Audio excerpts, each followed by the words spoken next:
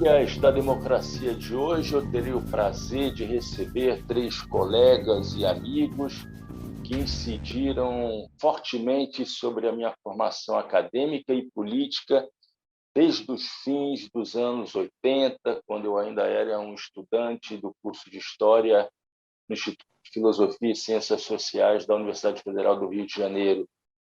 Isso a fim de dialogar sobre o livro que eu acabo de lançar pela editora Alameda, de São Paulo, por ocasião do centenário de nascimento do secretário-geral, ex-secretário-geral do Partido Comunista Italiano, Enrico Berlinguer. Seu título é A Invenção da Democracia como Valor Universal. Os convidados são o cientista político, professor titular da Universidade Federal de Pernambuco, Michel Zaidan Filho, o historiador e professor titular da Universidade Federal Fluminense, Daniel Arão Reis, o sociólogo e professor titular da Universidade Estadual de Campinas, Marcelo Ridente. Eu gostaria de fazer o registro de que esse programa é dedicado à memória do cientista político baiano, ex-professor da Universidade Federal do Rio de Janeiro, Carlos Nelson Coutinho, falecido exatamente há 10 anos, sem o qual eu não teria seguido as trilhas abertas por Antônio Gramsci, Palmiro Togliatti, Luigi Longo e Enrico Berlinguer. Trilhas que, na minha avaliação, desembocaram na ideia de democracia como valor universal. O primeiro convidado a estabelecer esse diálogo é o colega, amigo, professor da UFPE, Michel Zaidan Filho. Michel, seja mais uma vez muito bem-vindo ao Trilhas da Democracia. É sempre um prazer enorme poder dialogar contigo. Você com a palavra, Michel. Bom dia, Marcos. Eu me considero um companheiro de viagem dos seus programas, sempre procurando contribuir e colaborar com você. Acho um espaço de discussão, de debates, de formação da vontade política dos cidadãos muito importante, esse programa, como, aliás, outros que você também já fez. E, para mim, é um prazer renovado estar hoje com você. Eu tenho uma identificação muito grande com a sua trajetória, né, com a sua formação. Não o conheci na época da Universidade Federal Fluminense, mas estive por lá, até na companhia desses companheiros que vão debater hoje aqui. Não é? E quando eu li, eu participei da sua banca de titularidade. Quando eu li a tese, né, eu percebi que era uma espécie de cartografia, né, autobiográfica da nossa trajetória em comum. A obra de Érico Berlinguer, ela inspirou um processo de renovação do pensamento comunista no mundo todo, particularmente no Brasil, através exatamente do professor Carlos Nelson Coutinho, que foi quem, de certa maneira, falou da obra do Berlinguer, não traduziu como você traduziu textos do Berlinguer para o português, mas traduziu do ponto de vista da inovação do debate político dentro do Partido Comunista e dentro da esquerda, como nós tínhamos até então, no final dos anos 70 e durante os anos 80, né? Sobretudo durante os anos 80. Ler a sua tese foi voltar ao passado, foi relembrar os percursos dessa trajetória, né? E um pouco melancolicamente perguntar por que ela não vingou, ela não deu certo, não é? A não ser que você tome como sendo o pano de fundo da estratégia das frentes democráticas protagonizadas pelo antigo MDB e depois pelo PMDB, como afirmava em ensaio Raimundo Santos, um ensaio chamado As Nuances da Renovação Comunista no Brasil. A estratégia de frente democrática se inspira, provavelmente, no legado político e teórico do Berlinguer através do Carlos Nelson Coutinho, o famoso ensaio dele, A Democracia como Valor Universal. A reflexão que você propõe, ela é uma reflexão muito séria, muito profunda, né? Porque, claro, que se essa estratégia desse certo, as coisas poderiam ter sido muito diferentes, né? Mas muitas coisas conspiraram contra ela na Europa. Não estou nem falando do Brasil, que já é uma coisa mais paroquiana. Estou falando na Europa, né? Em primeiro lugar, Marco, a União Soviética. Eu acho que o leste europeu, o chamado socialismo real, sempre apareceu como uma ameaça, uma ponta de desconfiança naqueles que, não sendo comunistas, poderiam ou não aceitar a proposta de Berlinguer, tendo sempre como pano de fundo da sua desconfiança o socialismo real, né? Até que ele se acabou com Gorbachev. O segundo ponto é o terrorismo de esquerda das Brigadas Vermelhas na Itália, sobretudo o sequestro e o assassinato de Aldo Moro.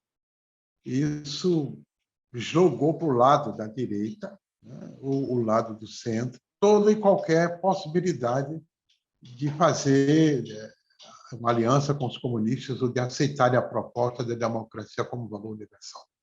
Não é? Esses fatores foram muito negativos, digamos assim, para a proposta do secretário-geral do Partido Comunista Italiano. O outro aspecto que eu também acho complicado é a própria direção do PCI, que ela é muito ambígua, às vezes, em relação ao socialismo real.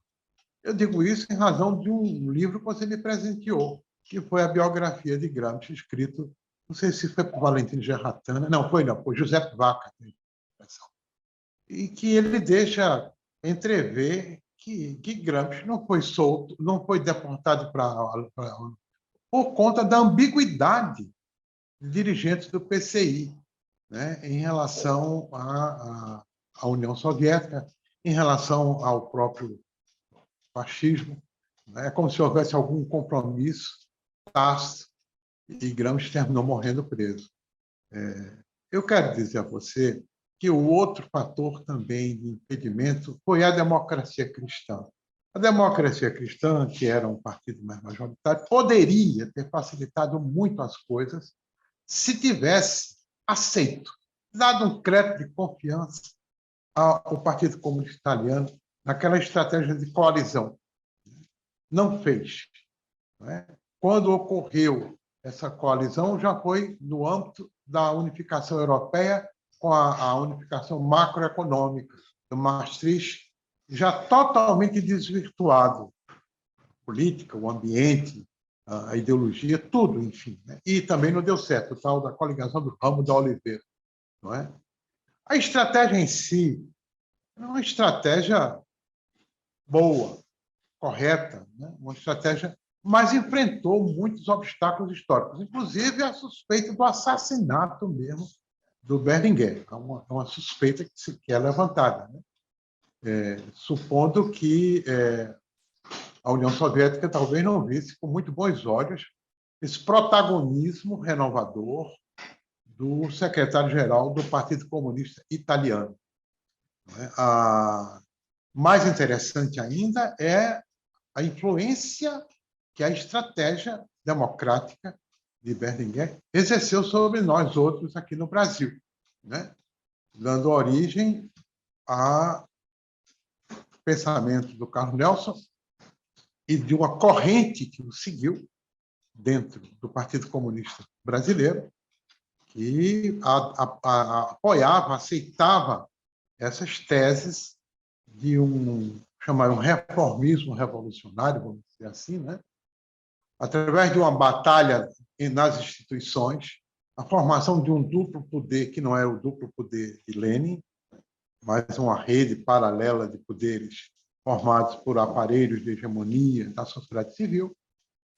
Essa influência foi muito poderosa, muito positiva, gerou muita coisa boa, muitas esperanças, muitas utopias, mas, infelizmente, com a própria crise do eurocomunismo, a crise do PCI, inclusive o racha que houve no PCI, não é? E a dispersão dos comunistas, assim, adjornados no Brasil, praticamente eles saíram do partido e não fizeram um novo partido, fizeram um grupo de reunião, um grupo cultural, político-cultural. Isso terminou realmente tirando, né, a força dessa proposta de democracia como valor universal. Mas que ela renovou o debate na esquerda, que ela, mais ou menos, credenciou uma parte da esquerda para dialogar com os liberais, com o centro-esquerda, com outros setores da sociedade. Isso não tem a menor dúvida. Isso foi uma influência altamente positiva que nós tivemos da proposta do Berlinguer. Lamento, só posso lamentar que nem na Europa, quer dizer, na Itália, né? Nem no Brasil, tenha prosperado essa via, porque ela poderia dar muitos frutos, muitos frutos. Apesar das objeções de alguns, de que ela parecia uma quadratura do círculo, das críticas do José Guilherme Melchior, por exemplo, ou dos comunistas mais à esquerda, ou daqueles que nos chamavam todos da direita do Partido Comunista, ou de eurocomunista, pejorativamente. Apesar de tudo isso, essa proposta, que veio exatamente do Berlinguer, ela poderia ter dado muitos frutos, muitos desdobramentos importantes, muita contribuição importante numa esquerda que ela é assaltada pelo fantasma do golpismo, de um pensamento autoritário, taticista no que diz respeito às alianças políticas, né? E não sei se agarrada um pouco ainda ao marxismo-leninismo, pior ainda, distração stalinista. Essa persistiu, né, esse núcleo, e ele sempre foi um grande obstáculo no nosso debate, a partir da proposta do Carlos Nelson Coutinho. Inicialmente era isso que eu gostaria de dizer a você, mas parabenizo muito o seu livro. Quero dizer que você tirou partido da sua formação de historiador para escrever um belo livro sobre Érico Berlinguer. Michel, eu defendo, uma das hipóteses que eu defendo no livro é de que toda a construção teórica levada a cabo por Berlinguer, na verdade, tem sólidas bases no pensamento de Gramsci, Togliatti, Luigi Longo, mas a originalidade do pensamento de Berlinguer se deu, entre outras coisas, pelo fato dele ter apresentado uma série de propostas num ambiente completamente desfavorável, tanto internamente, tanto dentro da Itália, quanto fora da Itália. Você mesmo fez referência, Berlinguer lança a ideia de compromisso histórico com, na verdade, as forças que compuseram a resistência ao fascismo, as três grandes forças, os comunistas, os socialistas, os católicos, para não dizer os republicanos, os liberais, mas ele via, quer dizer, na verdade, a tradição comunista italiana sempre viu nessas três forças que compuseram a resistência as três grandes forças responsáveis pela derrota do fascismo e pela manutenção, pela preservação da democracia na Itália sem a presença dos fascistas. A ideia de introdução de elementos de socialismo na estrutura do capitalismo, anarquismo, a ideia de democracia como valor universal, todas essas ideias, elas se deram internamente, foram formuladas internamente nos piores anos, no pós-fascismo, da história italiana, chamados anos de chumbo, em que havia o terrorismo de esquerda das Brigadas Vermelhas, que abriram uma série de episódios, né, de terrorismo na Europa como um todo. As Brigadas Vermelhas saíram na frente, foram o primeiro grande grupo de extrema esquerda a fazer uso de técnicas terroristas, né, estratégias extraparlamentares com vistas à tomada do poder. Mas, ao mesmo tempo, havia o terrorismo da extrema-direita.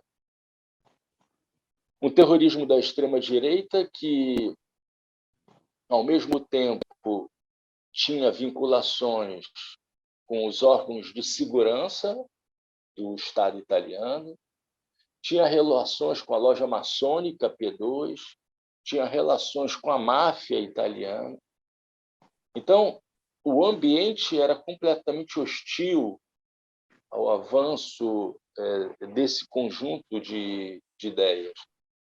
E dentro da democracia cristã, na verdade, que é, na verdade, um agregado de correntes, né? Não dá para se falar numa única democracia cristã, o grupo que mantinha de pé as expectativas de que seria possível dar uma chance aos comunistas para a formação de um governo, para que, pela primeira vez, os comunistas compusessem, né, tomassem parte num governo na Itália, esse grupo era liderado por Zaccanini e Aldo Moro.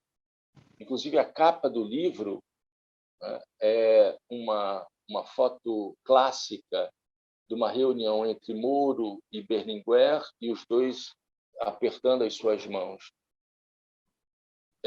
Pouco tempo depois, um ano depois, Moro seria sequestrado, né, pelas Brigadas Vermelhas, numa ação em que toda a escolta de Moro foi assassinada. Moro passou tempos no cativeiro, né, são também horríveis as fotos de Moro no cativeiro, tendo às costas a estrela das Brigadas Vermelhas, e depois a localização do corpo de Aldo Moro dentro do porta-mala de um carro, exatamente numa localização. Isso era foi um recado dado ao Partido Comunista Italiano e a essa democracia cristã, essa fração da democracia cristã que procurava estabelecer essa possibilidade de um governo composto também por comunistas. As Brigadas Vermelhas deixaram a Fiat com o corpo de Aldo Moro no porta-malas, nas proximidades das sedes da democracia cristã, na Via del Gesù, e da clássica, tradicional sede do Partido Comunista Italiano, na Via delle Botteghe Oscure, a Via Caetani, né? Então, havia essa conturbação interna, esse obstáculo interno, e, ao mesmo tempo, um grande obstáculo internacional representado pela oposição dos Estados Unidos, por um lado, quer dizer, o temor de que um comunista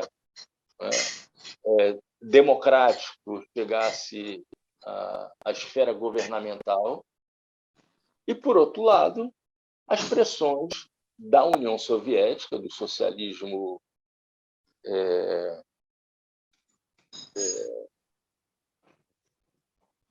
real soviético, né, da burocracia soviética, liderada por Brezhnev, que não tinha nenhuma simpatia em relação a Berlinguer, não tinha nenhuma simpatia em relação a essa elite dirigente dos comunistas italianos, né, que desde 1956, com a invasão de Budapeste, da Hungria, passando também em 53 pela repressão às greves na Polônia, e depois, em 1968, com a repressão à Primavera de Praga, que contou com a solidariedade do Partido Comunista Italiano.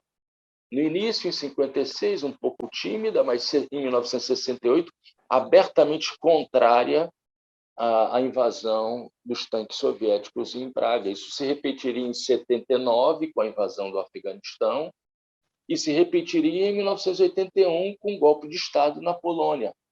Então, Berlinguer era uma persona não grata aos comunistas soviéticos.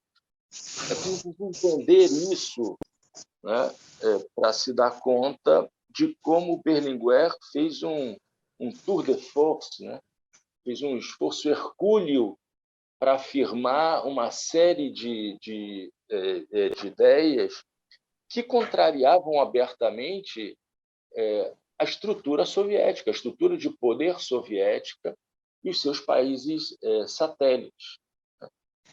Eu gostaria de fazer só uma observação, Michel, de que do porquê a ideia de democracia como valor universal não teria vingado no Brasil, não teve, digamos, a importância dentro das organizações de esquerda.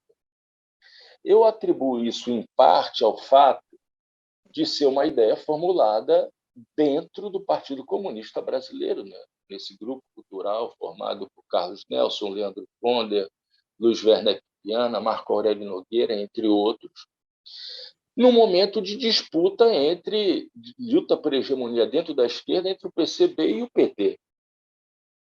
Então, então eu atribuo ao Partido dos Trabalhadores uma parcela da responsabilidade, uma parcela muito importante da responsabilidade pelo fato da ideia de democracia como valor universal não ter se assentado com a devida consideração dentro das reflexões das esquerdas brasileiras. Então, na verdade, a luta por hegemonia entre PT e PCB acabou fazendo com que tudo aquilo que fosse formulado, viesse do interior do PCB, fosse visto como uma estratégia de reformistas, né, que traziam experiências de uma Europa que nada tinha a ver com a realidade brasileira. E o limite, nesse momento, que o PT fazia uma afirmação de um partido classista, contrário ao PCB, que era um partido tradicionalmente defensor das frentes democráticas, o limite se deu com as formulações do Francisco Verfort, né, que era o secretário-geral do PT, né, num livro chamado Por que Democracia? Que se aproxima muito, e eu faço essa referência no livro, se aproxima muito dessa valorização da democracia. Só que, e aqui encerra essa primeira parte, Michel, desse programa, enquanto Carlos Nelson e esse grupo insistia na defesa do valor universal da democracia, dentro do PT, mesmo depois que Carlos Nelson se aproxima do PT e entra no Partido dos Trabalhadores, o máximo que se usava dentro do Partido dos Trabalhadores era a expressão democracia como um valor estratégico, né? Que, de alguma maneira, flerta com a ideia de democracia como o valor universal, mas guarda algo da distinção, dessa separação, que, a meu ver, é uma separação equivocada entre democracia burguesa e democracia operária. Então, Marco, essa era uma pergunta que eu ia fazer e esqueci. Como é que, depois que Carlos Nelson e outros companheiros saíram do PC, entraram no PT, mas passaram a ter uma atitude de defensores de um marxismo mais atrasado dentro do PT, e não avançado como eram dentro do PC. Curiosamente, no PC, eles tiveram um papel avançado. Quando foram para o PT, não conseguiram repetir a mesma façanha e se comportaram como defensores de uma, não sei se de uma ortodoxia, de um pensamento, uma linha de pensamento, mas que estava muito aquém da proposta original. Essa é uma questão. A outra era que essa pergunta foi feita ao Carlos Nelson, uma vez na Ampox. Como é que de uma sociedade de capitalismo tardio atrasada, não é? De via prussiana, de transformismo, de revolução de cima para baixo, pode-se gerar uma sociedade civil vigorosa que dê suporte para uma estratégia democrática radical? Essa pergunta foi feita a ele lá na Ampox uma vez. E a resposta dele não me convenceu muito. Porque o caso do Brasil é semelhante.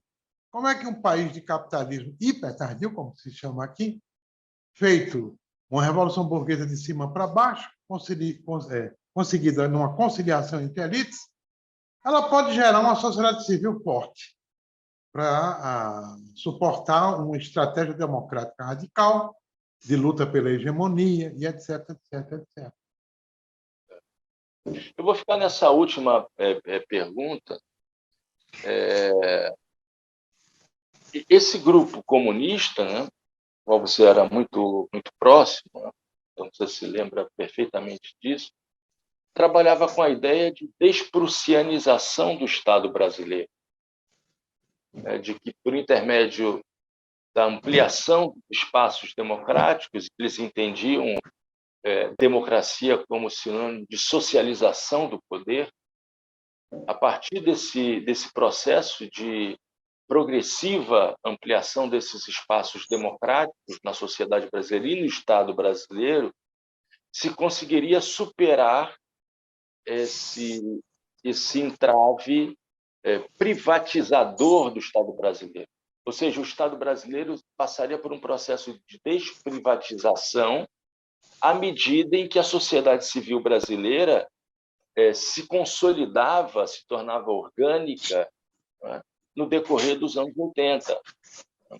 Então, quer dizer, era um momento de muito otimismo em relação à possibilidade do Brasil conseguir finalmente estabelecer um processo de democratização que acabaria acarretando um conjunto de decisões que acabariam levando ao combate à desigualdade social, ao fortalecimento de uma cultura democrática, né? Então, eu considero uma reflexão que tem o seu tempo, né? Tem o seu momento, né? Eu acho que os anos 80 foram momentos de muito otimismo e com razão em relação à democratização da sociedade e do Estado brasileiro, né? O que acaba sendo revertido a partir dos anos 90 por conta dos governos de Fernando Henrique Cardoso, né?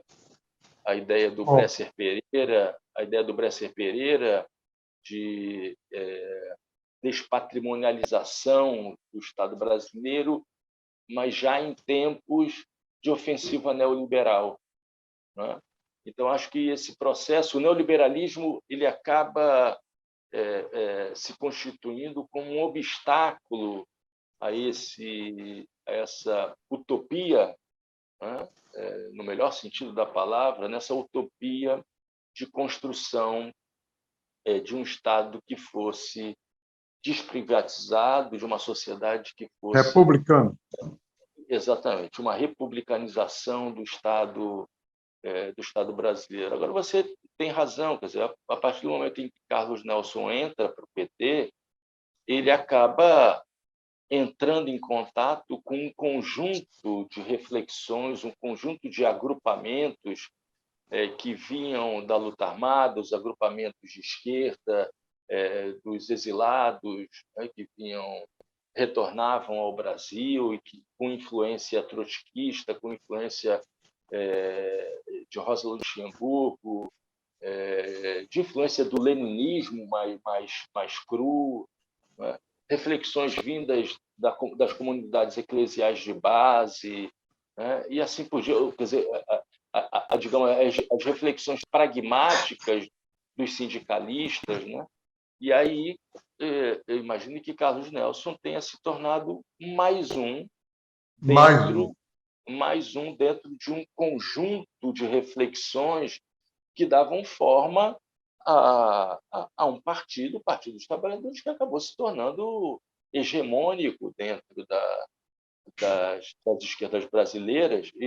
Ontem eu assisti a uma entrevista com Roberto Freire, né? E Roberto Freire não consegue esquecer, ele traz dentro de si essa mágoa, né, do PT ter conseguido conquistar a hegemonia dentro das esquerdas brasileiras. Então, num determinado momento, ele nunca esquece e acha a oportunidade de dizer, né, não, nós apoiaremos Lula, mas sabendo que há um problema no PT, que é esse de se achar hegemônico, né? Esse hegemonismo da parte do PT. Houve um seminário sobre a democracia no SEDEC, em que o Carlos Nelson faz uma espécie de autocrítica em relação à tentativa de pensar a hegemonia como contrato, por conta de Gramsci. Diz que, mesmo no pensamento de Gramsci, é difícil compatibilizar, como é que se diz, alternância com hegemonia, dando a entender que os comunistas, quando são hegemônicos, são um entrave para a alternância de poder. E quando falam de alianças, é porque não são hegemônicos ainda, eles ainda não têm essa hegemonia. Mas quando são, diz ele isso nesse seminário lá dentro do SEDEC. É curioso, viu? Essa autocrítica que ele faz. Mas você sabe que um dos grandes pensadores italianos, chamado Pietro Ingrao, que foi presidente da Câmara dos Deputados na Itália, teve uma reflexão extremamente pertinente sobre as relações existentes entre hegemonia e pluralismo, e defendendo a ideia da conquista da hegemonia com pluralismo, ou seja, o Pietro Ingrao incorporar à tradição gramsciana uma noção, uma ideia que é do pensamento liberal, do pluralismo. Então, eu acredito, né, que essa lacuna dentro das reflexões gramscianas sobre como construir a hegemonia na convivência com outros partidos políticos, né, foi devidamente refletida e expressa pelo Pietro Ingrao nos seus textos sobre hegemonia com pluralismo, que era também uma resposta não a José Guilherme Melchior, né? Ingrao desconhecia quem era Melchior, né? Mas o liberal Melchior, né? E por isso a ideia da quadratura do círculo, né? Achava impossível a possibilidade da construção da hegemonia com pluralismo. Com pluralismo. E aí entra em cena todas as reflexões que Carlos Nelson também fez, procurando aproximar Gramsci e Rousseau, né? Que está presente nessa ideia do contrato, né? da vontade geral, que seria uma expressão da construção da hegemonia, esse momento rousseauiano dentro do pensamento de Gramsci. De toda forma, Michel, eu acredito que, mesmo essas ideias não tendo sido... Não, falando diretamente, essas ideias no curso da história foram derrotadas, né? Mas a quantidade de histórias, né, de teses de esquerda, nascidas nessas famílias de esquerda, nas várias tradições de esquerda, que acabaram sendo derrotadas, né, não implica dizer que elas deixaram de ter validade. E no momento em que a gente vive hoje no Brasil, é fundamental levar em consideração o caráter universal da democracia, né, e a necessidade da construção de um compromisso histórico que vá além de 30 de outubro. Ah, com certeza absoluta. Um compromisso histórico que tenha a capacidade de perceber que o fascismo bolsonarista veio para ficar. E ele precisa ser isolado numa guerra diária, numa batalha diária, né? Sem fim. Né? Essa é a nossa tarefa. Daí a validade ainda dessas ideias todas, numa conjuntura de absoluto risco para a democracia. Michel, muito obrigado. Certamente o público que assiste esse Trilhas da Democracia... Vamos nos encontrar. E nos encontraremos dentro em breve. Viu? O Trilhas da Democracia de hoje está de volta, recebendo o historiador e professor titular de História Contemporânea da Universidade Federal Fluminense, Daniel Arão Reis. Eu já fiz a menção de homenagem desse programa a Carlos Nelson Coutinho, que exatamente há 10 anos faleceu. E eu gostaria também de aproveitar essa oportunidade para também homenagear uma segunda pessoa que se encontra comigo nessa sala agora, Daniel Arão Reis, quando eu ainda era um jovenzinho, né, estudante de História no Instituto de Filosofia e Ciências Sociais da UFRJ. Eu procurei Daniel com muito medo, né, e dizendo que eu gostaria de estudar a luta armada. E Daniel, com a generosidade que lhe é muito peculiar, não apenas me ofereceu uma série de textos introdutórios para entender o que foi a luta armada no Brasil, como me abriu a oportunidade para uma bolsa de iniciação científica junto à FACEP. Então, Daniel, eu gostaria de aproveitar essa oportunidade de agradecê-lo. Eu não teria chegado a esse ponto em que eu cheguei da minha carreira acadêmica e também da minha perspectiva política sem o teu apoio inicial. Muito obrigado, Daniel, e eu te passo a palavra para fazer os seus comentários. Obrigado pelas palavras generosas. Eu diria apenas um não apoiado. Acho que você teve sempre méritos para chegar onde chegou e além, à custa dos seus estudos, das suas pesquisas, né? Da sua maneira própria de analisar o processo histórico. Eu apenas, como é a função dos professores, dei uma pequena ajuda. Bem, o que nos interessa aqui, a meu ver, é discutir mais uma vez, né, a questão da democracia. Né? É uma questão para a qual a contribuição do Carlos Nelson Coutinho foi preciosa. Ali no começo dos anos 80, ele trazia uma reflexão muito apurada, considerando a referência teórica gramsciana, né, e batalhou, na época, né, com muito vigor, para suscitar a vocação democrática das esquerdas brasileiras, que não a tinham. Né? As esquerdas brasileiras, tradicionalmente, tinham sido muito marcadas, né, pelo trabalhismo, e pelo comunismo soviético. Né? E em ambas essas vertentes, com considerações próprias, nos seus termos específicos, elas tinham um viés claramente autoritário. né? E é a minha visão crítica, né, delas. Evidentemente que essa é uma questão polêmica, né? E há muitas outras análises que sustentam o contrário, né? Mas é o meu ponto, né? O trabalhismo, apesar de ter trazido muitas contribuições do ponto de vista dos direitos sociais, né, sobretudo dos trabalhadores urbanos,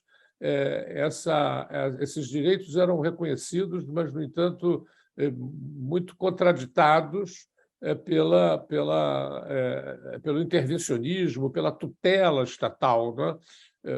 Alguns autores falam em cidadania social. Penso que é um conceito equivocado, porque a cidadania, para existir, ela tem que reconhecer um grau de autonomia, né, do cidadão em relação ao Estado, esse grau de autonomia era negado pela proposta de direitos sociais oferecidos, por exemplo, pela CLT, né, Consolidação das Leis do Trabalho, editado em 43, sob as asas ainda de uma ditadura, a ditadura do Estado Novo, não é, que tinha tortura como política de Estado. Não é? Então, por aí a gente vê como essa cidadania social era, e sempre foi, nos limites do trabalhismo, vista com reservas. Não é? É claro que depois, ao longo das lutas da República que se instaurou em 1946 até 64, os próprios trabalhadores em suas lutas conseguiram margens de ação e de reflexão muito além do que aquilo que a CLT previa. Mas eu penso que, no âmbito do trabalhismo brasileiro, né, o viés autoritário, uma perspectiva instrumental da democracia, sempre prevaleceu. E o mesmo aconteceu no comunismo brasileiro. Né? O comunismo brasileiro, embora também tendo momentos, né, em que se abriu para a reflexão democrática, sobretudo a partir de 58 e de 1960, né, apesar disso, continuou muito ainda com aquelas suas perspectivas de vanguarda, né, impregnado, né, de um padrão que veio a partir do socialismo soviético, né? As revoluções russas, né, de 1905, 17 e outras que depois vieram conformando o socialismo soviético, né, inauguraram um padrão de socialismo autoritário. É claro que também essa é uma questão polêmica. Há muitas pessoas que dizem que não existe socialismo autoritário, que o socialismo é democrático ou não é socialismo, mas eu não concordo com esse ponto de vista. Eu penso que, sim, o socialismo soviético, ao contrário das aspirações socialistas democráticas que havia na Europa ao longo do século XIX, ele inaugurou um padrão de socialismo autoritário que se tornou um paradigma que depois marcaria profundamente as demais revoluções socialistas que ocorreram no século XX. Claro que todas as revoluções têm suas especificidades, porém, o fato é que esse paradigma, né, da ditadura revolucionária, do partido único, do estatismo, né, e do nacionalismo, né, foram aspectos, né, que, com as suas especificidades próprias, marcaram tanto a Revolução Chinesa como a Revolução Cubana, que são as outras duas grandes revoluções socialistas do século XX. E, nos anos 60, né, com os movimentos que tomaram lugar em todo o mundo nos anos 60, houve uma crítica muito aguda a esse socialismo autoritário, e, a partir daí, novos paradigmas começaram a se estruturar. O pensamento do Antônio Gramsci foi resgatado, né? Ele nunca tinha sido completamente abandonado, mas foi resgatado com muita força, e é nesse contexto que surge a figura, né? Eu vejo surgir nesse contexto a figura do Carlos Nelson Coutinho, né? Que, com uma leitura muito sofisticada, né, da experiência das várias vertentes do comunismo italiano, nos trouxe essa reflexão, né, que ele consagrou num ensaio que permaneceu histórico, né, a democracia como valor universal. E eu acho que, dos anos 80 para cá, a experiência da República, da mal chamada República Nova, né, da Nova República, foi muito marcada por essa recuperação por parte das esquerdas brasileiras, né, do valor da democracia, não visto apenas como um instrumento de acúmulo de forças, não visto apenas como um expediente tático a ser considerado até a chegada ao poder, mas como um valor que deveria, e por isso a formulação do valor universal, todas as etapas do processo de transformação social e impregnar todas as referências, né, da luta pela mudança, né, pela mudança social. É claro que as esquerdas, embora se abrindo para essa discussão, né, ainda conservaram e conservam ainda, né, muito da impregnação dos caminhos autoritários. Eu penso que as esquerdas brasileiras continuam muito marcadas pelo autoritarismo. Tive a oportunidade, no centenário, né, da Revolução de Outubro, fizemos muitos debates, né, e ali eu percebi como, ainda há 5 anos atrás, é forte essa ideia de um socialismo que deve ser conduzido, né, por uma vanguarda e que tem uma responsabilidade histórica no sentido de arrastar a seu reboque, né, as massas populares, né? E, por outro lado, também agora, por ocasião da guerra na Ucrânia, né, foi muito assustador, né, mais uma vez, a presença dessa perspectiva, né, das pessoas apoiando a invasão da Ucrânia, porque raciocinando que isso é uma reação à progressão dos Estados Unidos e da OTAN, e apoiando acriticamente o Putin, né, que hoje é um homem que se tornou um líder da extrema-direita mundial. Pô. Como é que as esquerdas podem apoiar esse homem? Né?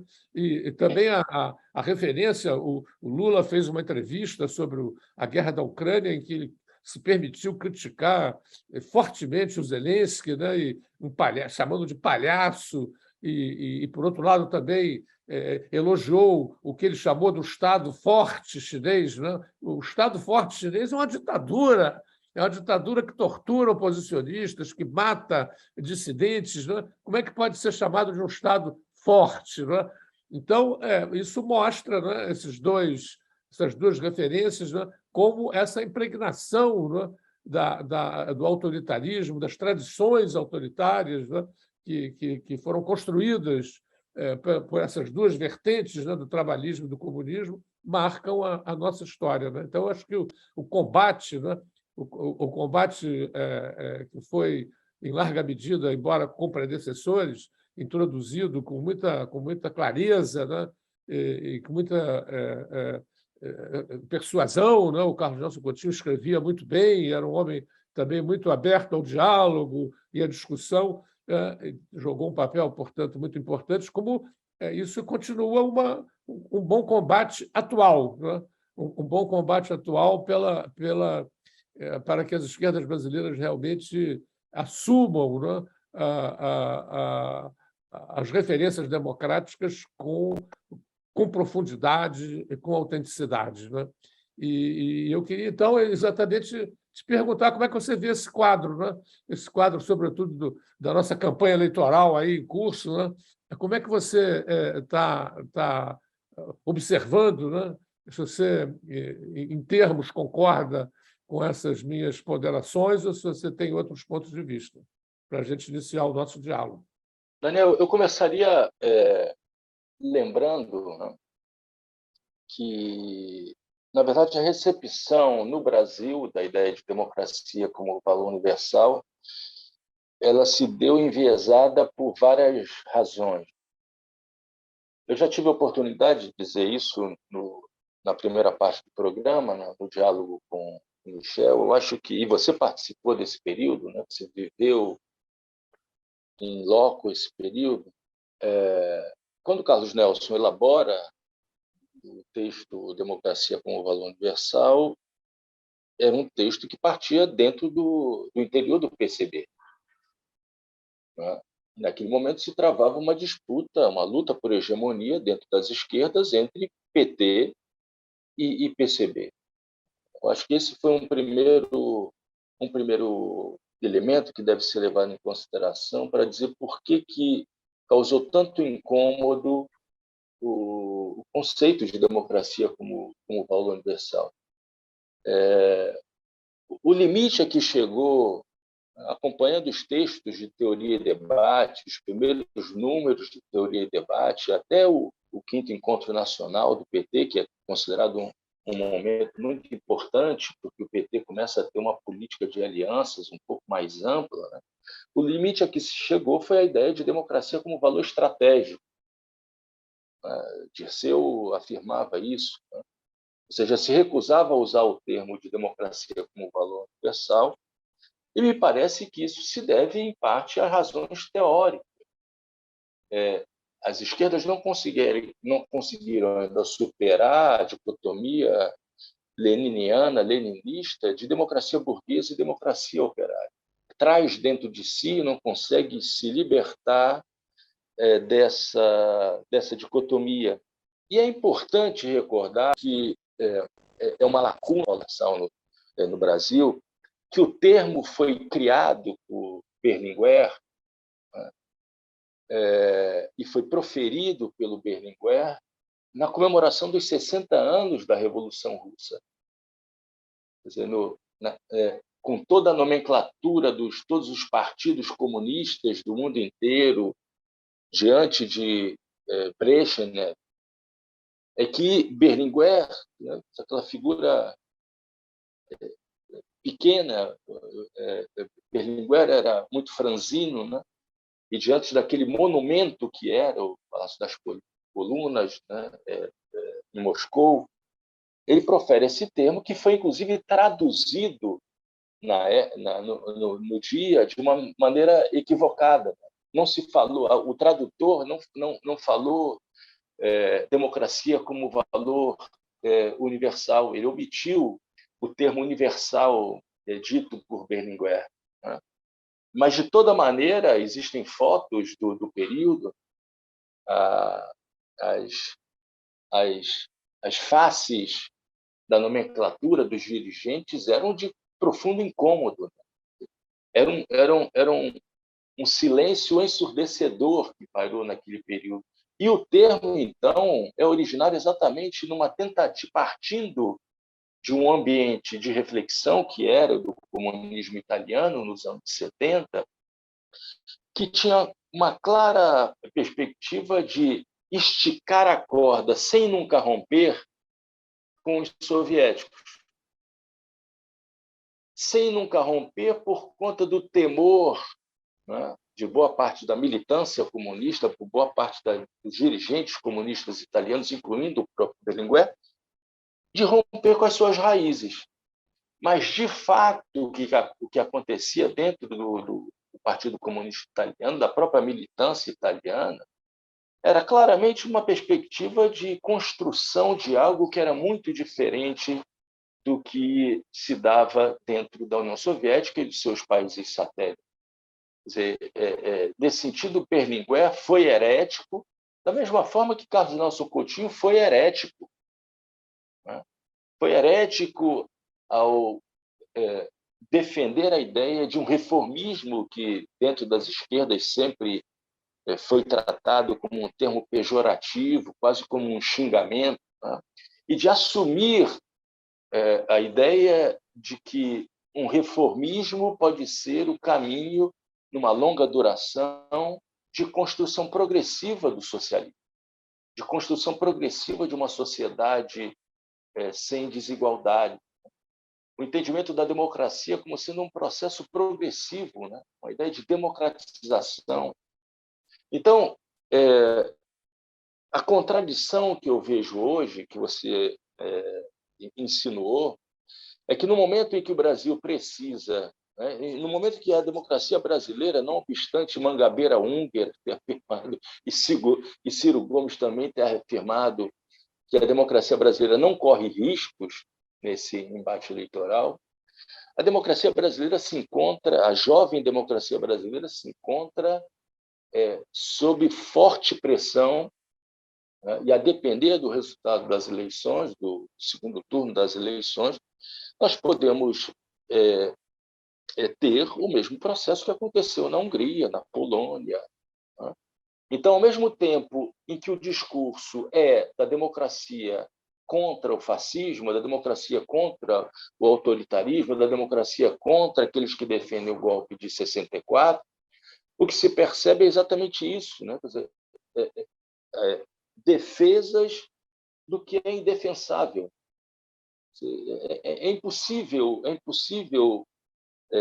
não existe argumento que me convença, e que me parece também você, de que Putin pode representar algum tipo de resistência democrática contra o imperialismo estadunidense. Putin é uma liderança da extrema-direita que intervém, por exemplo, fica muito contente com a vitória de Trump, ficou muito contente com a vitória de Giorgia Meloni na Itália, nas últimas eleições italianas, e eu não teria dúvidas de que não ficaria descontente, muito descontente, com a vitória de Jair Bolsonaro no Brasil, né? Então, é uma democracia incompleta, né? Uma reflexão democrática incompleta, né? Que não chega a termo, porque continua entranhada de contradições em relação a como perceber os Estados Unidos, como perceber a China, como perceber Cuba, como perceber a Venezuela, como perceber a guerra da Ucrânia, entre outros. Isso significa, como eu disse, uma democracia incompleta, né? E dentro desse contexto, eu considero que algo pode ser incorporado como uma experiência política, que foi essa exatamente do Partido Comunista Italiano, do secretariado de Henrique Berlinguer, né?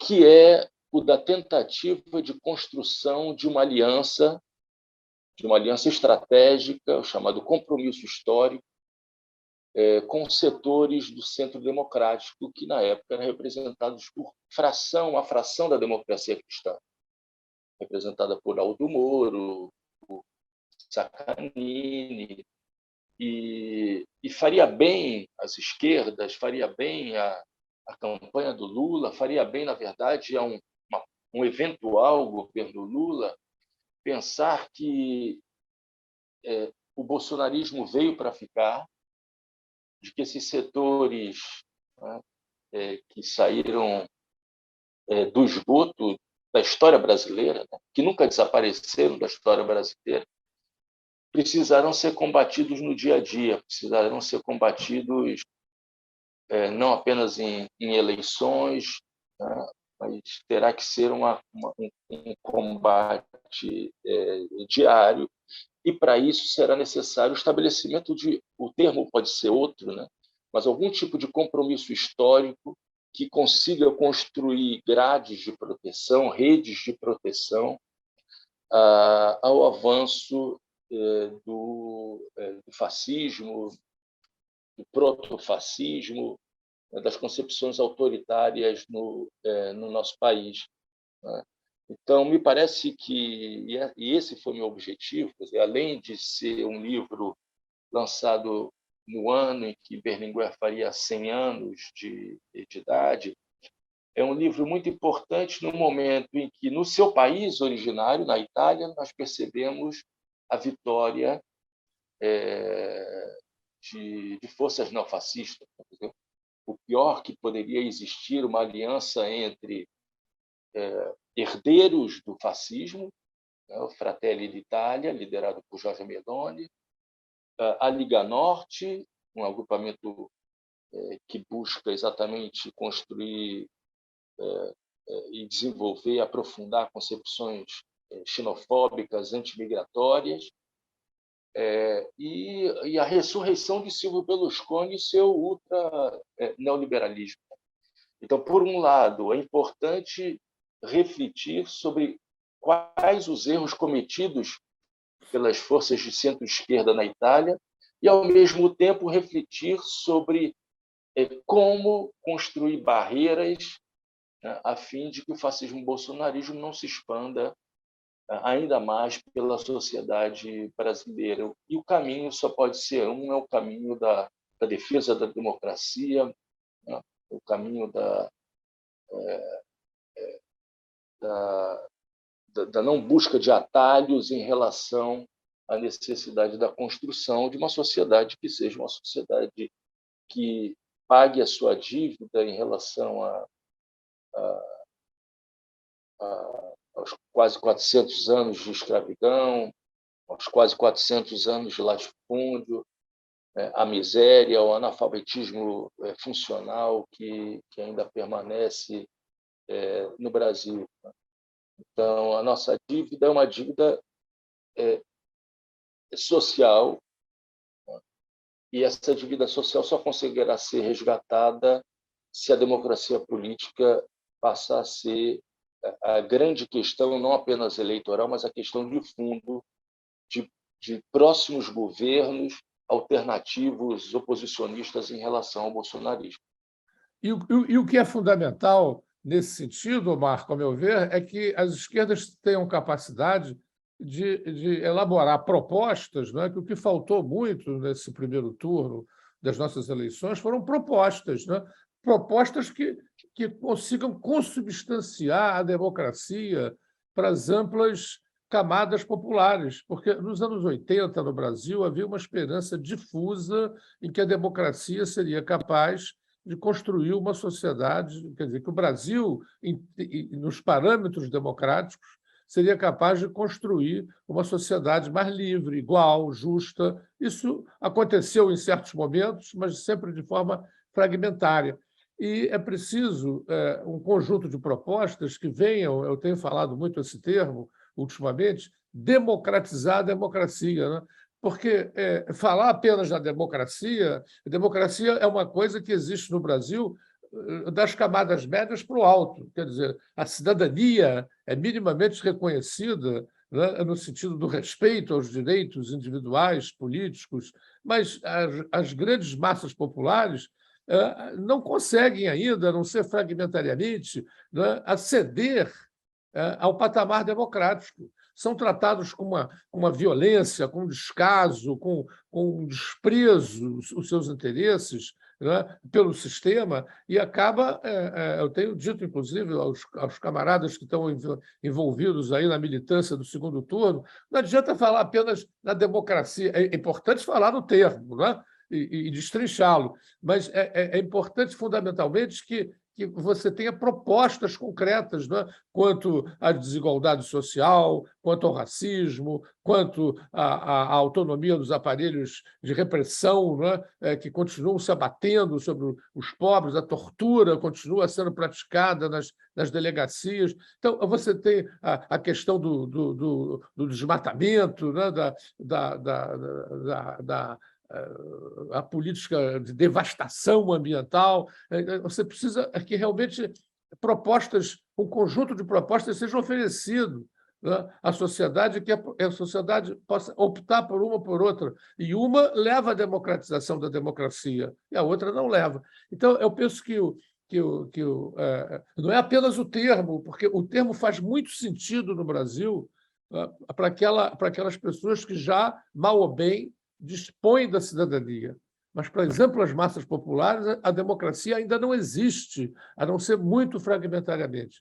Então, o que se trata é de democratizar a democracia, e eu acho que, se o Brasil conseguir dar passos nesse sentido, ele estará chegando perto daquilo que, em certo momento, o Carlos Nelson Coutinho falava de reformismo revolucionário, né? Ou seja, você conseguir transformar a sociedade através de reformas respeitando os valores democráticos. Daniel, eu me lembrei agora de uma reunião na FASE, no Rio de Janeiro, logo após o resultado das eleições de 2018, e o clima era um clima muito pesado, né, da derrota, do medo do que poderia acontecer no governo Bolsonaro, e, de repente, uma liderança popular, uma liderança do movimento Favelas, pediu a palavra para dizer o seguinte: veja, eu não consigo entender o medo que vocês sentem, porque esse medo faz parte do nosso cotidiano, do nosso dia a dia. Isso que vocês têm medo que aconteça, que venha acontecer, é a nossa realidade, né? Então, na verdade, se trata, e aí eu concordo contigo inteiramente, né? Quer dizer, a luta pela democracia e que convença setores intelectualizados, né, das classes médias da sociedade brasileira é muito importante, né? Agora, como fazer a tradução, né, dessa pauta que é amplamente legítima, é fundamental, é necessária, para populações, principalmente aquelas populações periféricas, negras, mulheres, né, que se encontram submetidas à violência policial, à violência do aprisionamento, do encarceramento em massa, e é preciso fazer essa tradução, é preciso fazer chegar a essas populações o significado da democracia, o significado concreto do que representa a democracia e de como não é possível chegar. Você falava de cidadania social no início, né? Quer dizer, essas populações são desprovidas de direitos civis. Não se trata nem de direitos sociais. Os direitos civis, o direito à privacidade, o direito à inviolabilidade do lar, são cotidianamente afetadas, né, violadas pelo Estado brasileiro, pelos aparatos de repressão, no caso do Rio de Janeiro, pelas milícias, e é preciso dar uma resposta a isso, né? E essa resposta, eu acho que é chegada esse momento, acho que esse intervalo de tempo do segundo turno é realmente um intervalo de tempo para traduzir, né, isso em pontos de programa, né? Não dá realmente para a gente esperar que isso só aconteça após uma eventual vitória, porque essa eventual vitória pode não ocorrer exatamente por uma nebulosa, né, em relação a como se vai levar a cabo, como é que vai se concretizar essa pauta democrática que é fundamental. Daniel, muito obrigado pela tua participação, bom retorno ao Brasil. O teu voto vai ser importante e talvez possa ser o voto depois dos 50%. Muito obrigado, Daniel. Sou eu que agradeço o teu convite e espero bem sucesso para o livro e, na medida em que você organizar lançamentos, não é, com debates, etc., como tem se feito muito hoje, estarei pronto a atender eventuais convites da sua parte, sempre com muita alegria e muita honra. Dando continuidade à discussão sobre o livro A Invenção da Democracia como Valor Universal, publicado pela editora Alameda, de São Paulo, eu tenho o prazer de receber aquele que redigiu o prefácio do livro, o sociólogo e professor titular da Universidade Estadual de Campinas, colega e amigo Marcelo Ridente. Muito obrigado, Marcelo, por ter aceitado o convite de participar desse diálogo sobre o livro. O prazer é todo meu, Marco. É um prazer estar de novo aqui no programa Trilhas da Democracia, dessa vez invertendo os papéis, né? É o Marco Mondani, que hoje é o entrevistado, para comentar esse livro muito interessante que ele acabou de lançar pela editora Alameda, As Heresias de um Comunista, um livro que trata do Enrico Berlinguer e do chamado comunismo democrático italiano nos anos 70 e 80. Um movimento que soube incorporar, naquele momento, à tradição comunista, temas como direitos humanos, feminismo, liberdades individuais, direitos civis. E por isso influenciou muito o movimento socialista, comunista no mundo todo, particularmente no Brasil. E esse tema, que parece isolado lá nos anos 70 e 80, na verdade, ele é muito atual, né? Trata de questões, o livro, que nos mobilizam até hoje. Então, eu lhe pergunto, vou encadear algumas questões, Marco, que são as seguintes. Um dos aspectos importantes do livro é ressaltar que a derrubada do presidente Salvador Allende no Chile em 1973, essa derrubada foi decisiva para formular a proposta eurocomunista, do chamado compromisso histórico entre as forças democráticas. Um caso raro, pois dificilmente a dinâmica política de um país latino-americano tem influência na Europa. Então, eu te pergunto, né, o que é que você atribui o fato de uma experiência latino-americana, no caso a chilena, a derrubada do Allende pelo Pinochet, pelos militares, ter inspirado a política num país central como a Itália? E o que é que foi essa resposta desse compromisso histórico? Como é que ele ganhou terreno e depois perdeu terreno lá na Itália?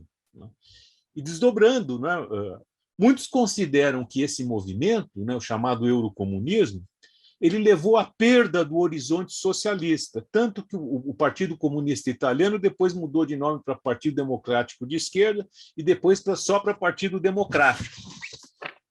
Então, primeiro tiraram a palavra comunista, depois tiraram a palavra esquerda e, no fim, ficou só a palavra democrático.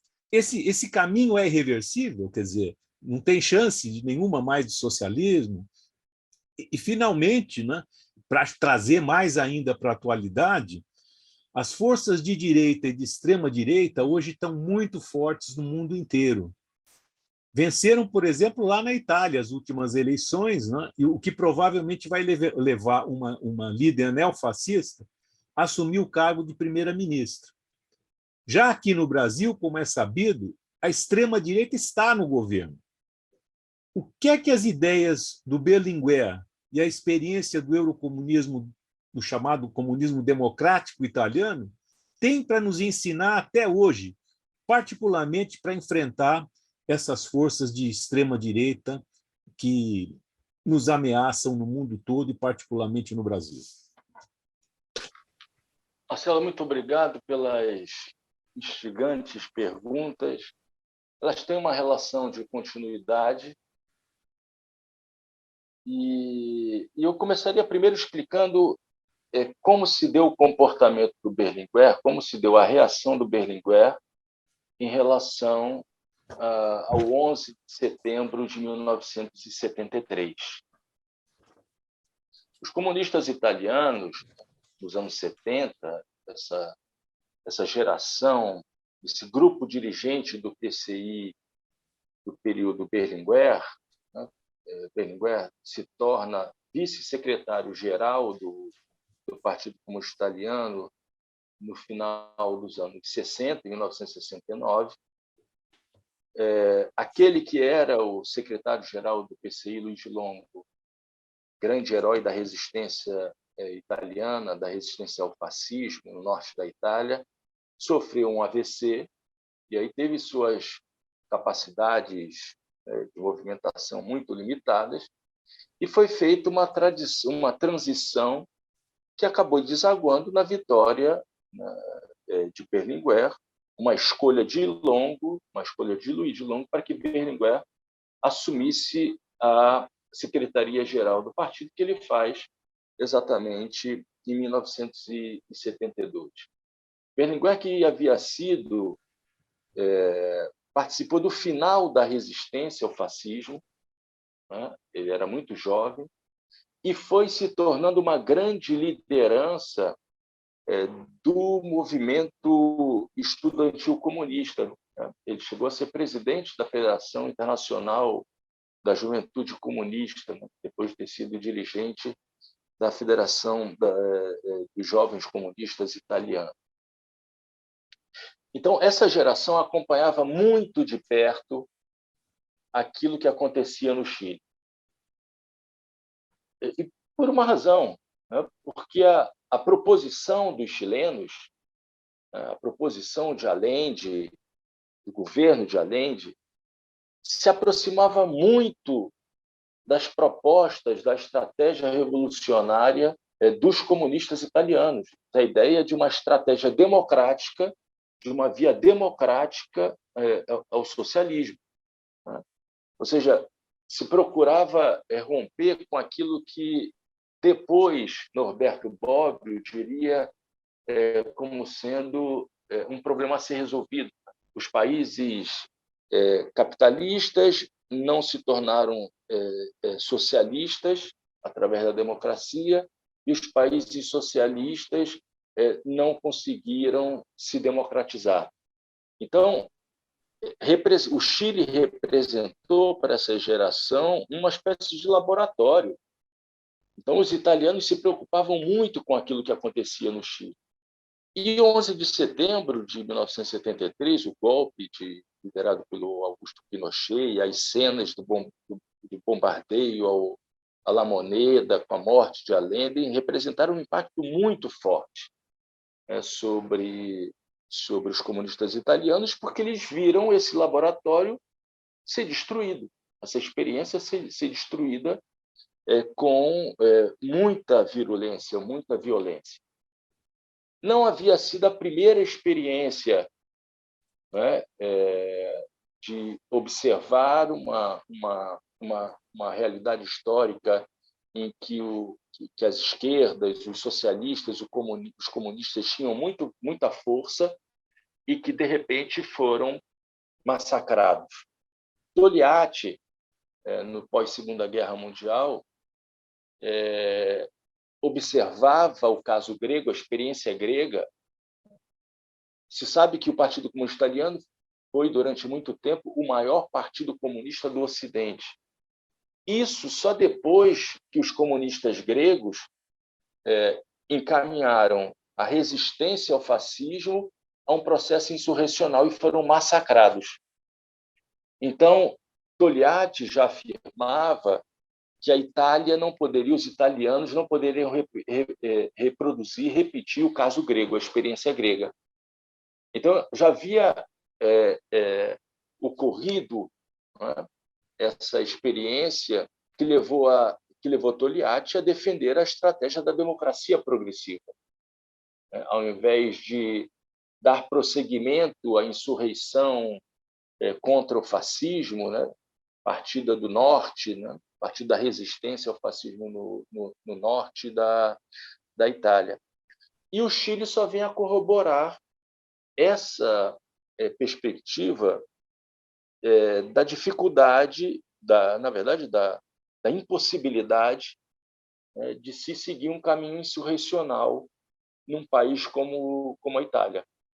Então, quando ele observa as cenas de 11 de setembro de 1973, ele começa a redigir um texto chamado Reflexões sobre os Acontecimentos do Chile, que foi publicado na grande revista dos comunistas italianos, Rinascita, em 3 edições. Em 3 edições. Foram 3 partes, né? Apenas na última parte, Berlinguer formula o termo compromisso histórico.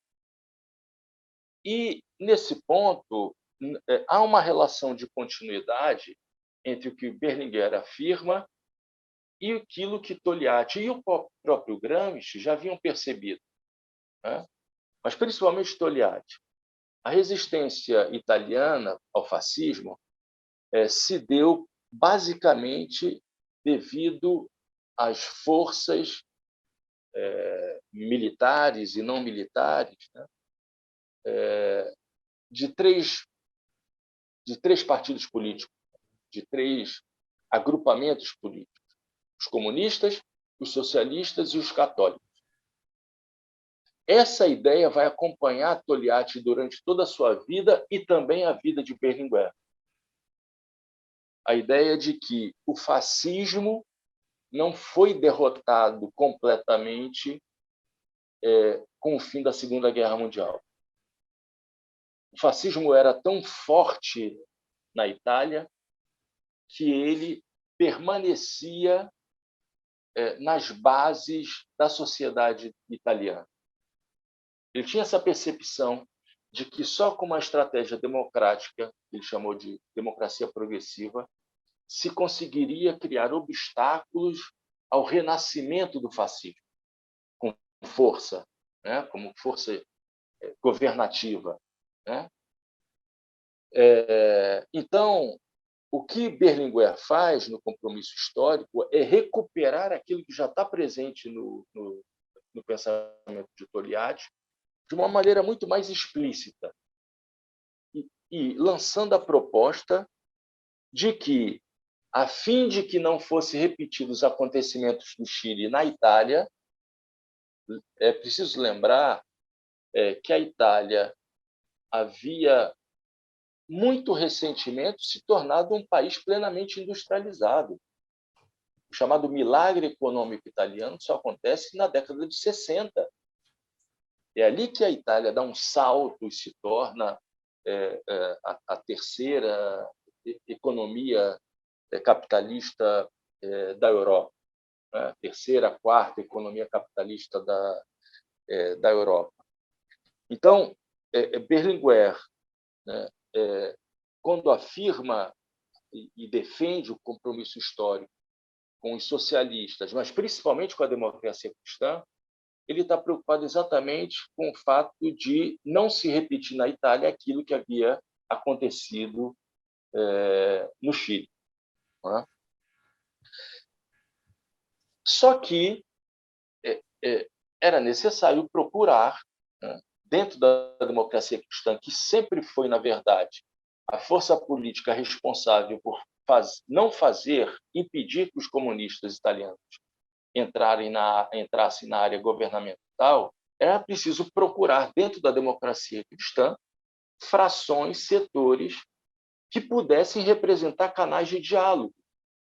E esse canal de diálogo foi encontrado exatamente na figura de Aldo Moro. Né? E aí, e essa é uma das hipóteses defendidas, né, eu já comentei aqui, Berlinguer leva a proposta do compromisso histórico num momento em que a situação política italiana era muito adversa. Desde o final dos anos 60, a Itália entra numa onda de terrorismo, né, que começa com a explosão de uma bomba em Milão, no final dos anos 60, e que vai chegar até a trágica explosão de bombas na estação ferroviária de Bolonha, cidade comunista, né, italiana, no início do verão, quer dizer, no auge do verão italiano, próximo ao Ferragosto, né, próximo ao 15 de agosto. E durante esse período, as forças democráticas italianas tinham que se confrontar com o terrorismo de esquerda, das Brigadas Vermelhas, e o terrorismo de direita, né, dos grupos neofascistas, que tinham relações com órgãos secretos, né, do governo italiano, com a loja maçônica P2 e com a máfia. Então, era um terreno muito minado, Berlinguer sabia disso, sabia que a democracia italiana se encontrava sob risco e que a possibilidade de um golpe de Estado na Itália era muito concreta. E aí ele estabelece exatamente essa relação de proximidade, procura construir esse compromisso histórico e dar forma a um governo de solidariedade nacional, exatamente com a figura de Aldo Moro. A capa do livro, eu já disse aqui, a capa do livro ela é emblemática, né? Porque é uma reunião entre Berlinguer e Aldo Moro, os dois apertando as mãos. Não foi por acaso que Aldo Moro foi sequestrado pelas Brigadas Vermelhas e assassinado. Porque o objetivo era claramente esse por parte da extrema-esquerda: interromper a estratégia do compromisso histórico.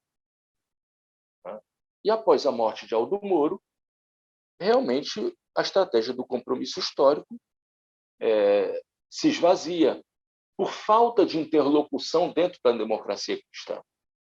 Aldo Moro havia sido primeiro-ministro, era o presidente da democracia cristã.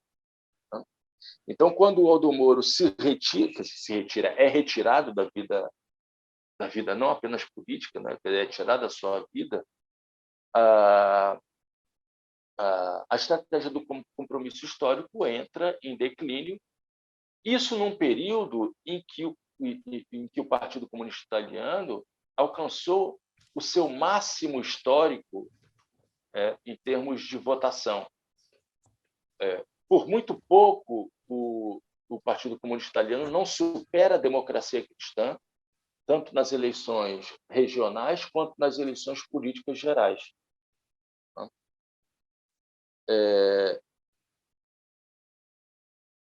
A importância dessa visão berlingueriana, a importância dessa experiência do compromisso histórico,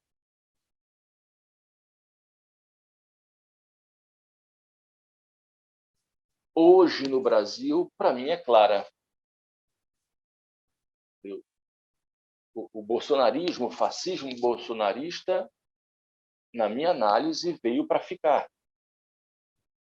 E tem raízes muito profundas na sociedade brasileira. As esquerdas sozinhas, e isso era uma preocupação de Berlinguer, não são capazes de fazer frente ao fascismo. É necessário que se construa não uma frente que seja limitada às eleições de 30 de outubro. É preciso, sim, que se construa um compromisso histórico, mas, para se construir esse compromisso histórico, é preciso fazer a construção de um programa, né, consensual entre essas forças políticas do campo democrático. Essa era a grande preocupação de Berlinguer à época, nos anos 70, e essa deve ser a nossa grande preocupação, né, desse momento. Passando a um momento, né, a tua segunda pergunta, se não é reversível essa passagem que se dá, né, da dissolução do PCI, que foi traumática. A gente está falando aqui de milhões de pessoas que tinham uma identificação visceral com a militância comunista. Quando Achille Oqueto, que foi o dirigente que levou à frente esse processo de mudança do nome do PCI, né, e não se sabia qual o nome dar àquilo que substituíra o PCI. Existe, inclusive, um filme do Nanni Moretti, grande diretor de cinema italiano, chamado La Cosa, a coisa, porque não havia um nome ainda a ser dado àquilo. Então, nos debates ocorridos nas várias sedes do PCI, se falava a coisa. Como é que vai ser essa coisa? Como é que vai ser essa coisa? E o nome que é dado, né, essa tese sai vitoriosa, o nome que é dado, e aí é preciso dizer, né, o PCI é dissolvido e gera dois partidos. O partido majoritário é o PDS, Partido Democrático della Sinistra, Partido Democrático da Esquerda. Mas o grupo que não concorda com a dissolução funda o Partido da Refundação Comunista. Esses dois partidos, né, foram responsáveis pela eleição do Romano Prodi, uma liderança católica, numa época, num período em que Silvio Berlusconi já havia sido primeiro-ministro da Itália, né, e era preciso derrotar Berlusconi. E aí se resgata esse espírito da unidade nacional das forças democráticas. A mudança do PDS para PD, apenas Partido Democrático, segue, na verdade, uma proposta de um ex-jovem comunista, seguidor de Berlinguer, chamado Walter Veltroni, que foi prefeito de Roma, candidato a primeiro-ministro da Itália, que era de seguir o modelo americano, de seguir o modelo estadunidense, né, de um partido de centro democrático. que compusesse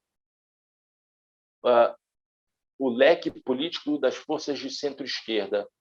A ideia de que a Itália deveria seguir o modelo americano de uma contraposição entre centro-esquerda e centro-direita.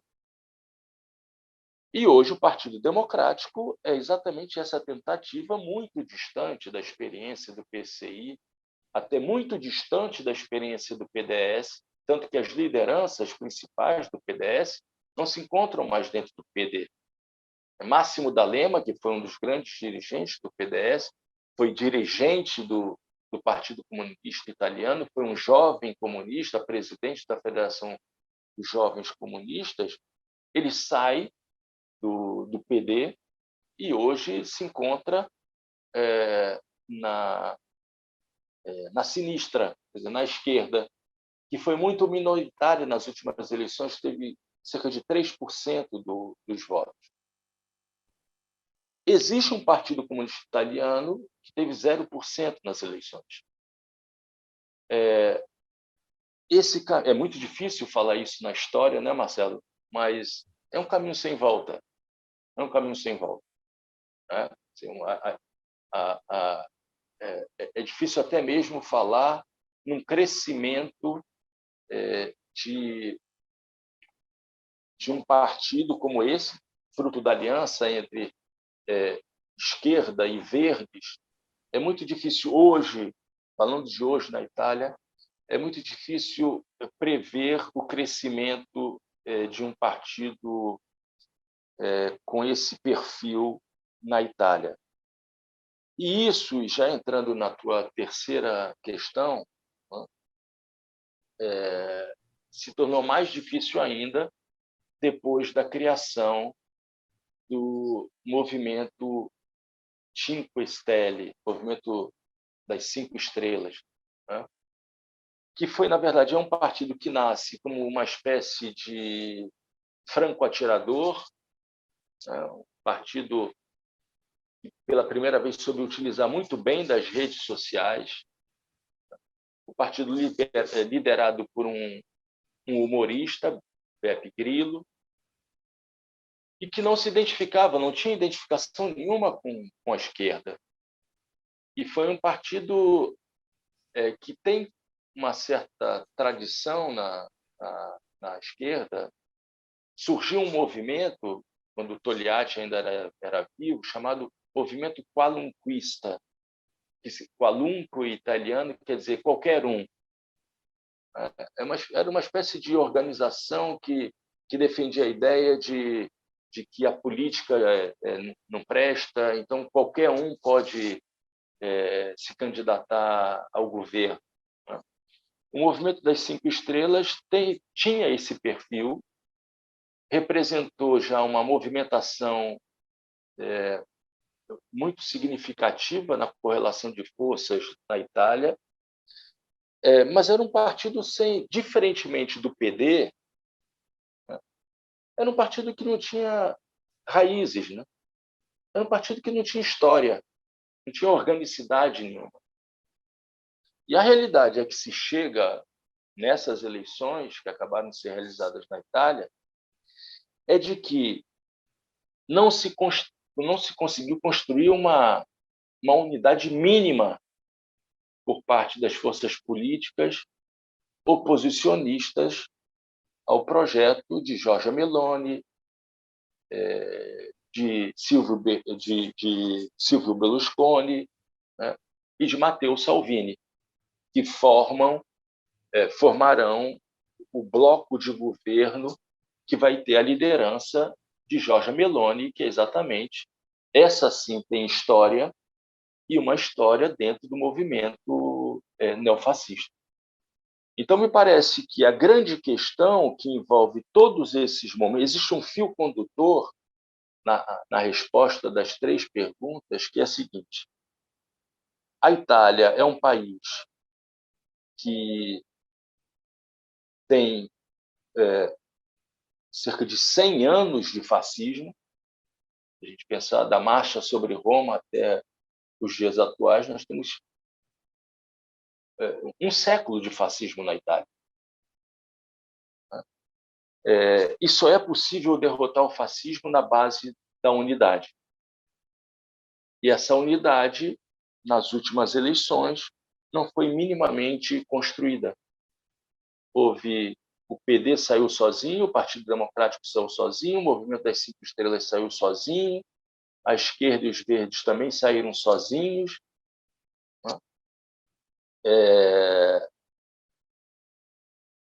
E a direita conseguiu se recompor, se reorganizar, porque tem elementos em comum. Tem a xenofobia, tem o racismo, tem a luta contra os imigrantes, tem a oposição a uma renda básica de cidadania, tem a ideia de que a Itália para os italianos, né, de que não se pode desperdiçar recursos investindo em acolhida aos imigrantes. Então, é uma pauta ultra-neoliberal associada aos valores disfarçados da extrema-direita clássica fascista. Então, concluindo, Marcelo, eu diria que o remédio, tanto na Itália quanto no Brasil, passa necessariamente por uma recomposição das forças políticas que se situam do centro político até a esquerda. A grande questão é que esse centro político é muito difícil de ser localizado, de que esse centro democrático parece não existir mais. É só pensar no que aconteceu com o PSDB. Então, é difícil encontrar esse centro político na Itália e é difícil encontrar esse centro político no Brasil que seja um elemento importante na formação de um compromisso, de um novo compromisso histórico que seja suficientemente capaz de barrar o desenvolvimento do fascismo. Eu vou finalizar, Marcelo, só contando uma pequena história que comprova como a ideia do Togliatti de que o fascismo se encontrava entranhado na sociedade italiana é verdadeira. Quando eu cheguei em 1996 a Roma para fazer o meu doutorado sanduíche, que deu origem à minha tese de doutorado, que foi publicada sob o título do Stalinismo à Democracia, do Palmiro Togliatti, a construção da via italiana ao socialismo. Logo que eu cheguei, eu fui a uma feira popular, feira de rua, numa borgata italiana, num subúrbio italiano, para comprar panela, toalha, né? As coisas básicas para manutenção, né? E de repente eu me deparei com uma banquinha assim que se coloca, né? Um ambulante coloca no meio da rua.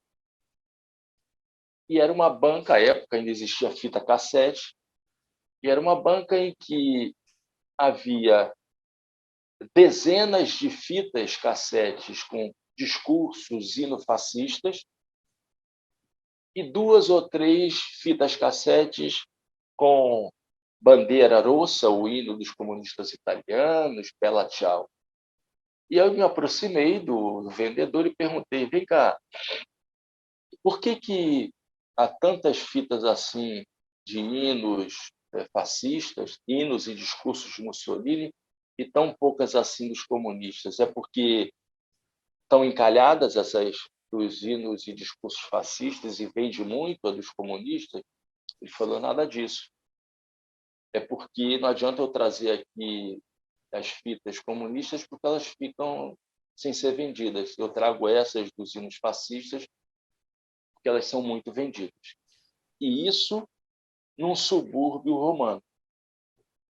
Então, Togliatti estava certo, Berlinguer estava certo. O fascismo tem raízes muito fortes na Itália e nós descobrimos agora que ele também tem raízes significativamente arraigadas na sociedade brasileira. Muito bom, né? Então, estamos diante de um desafio que é brasileiro, é italiano e é mundial, né? Sim, sem dúvida, sem dúvida.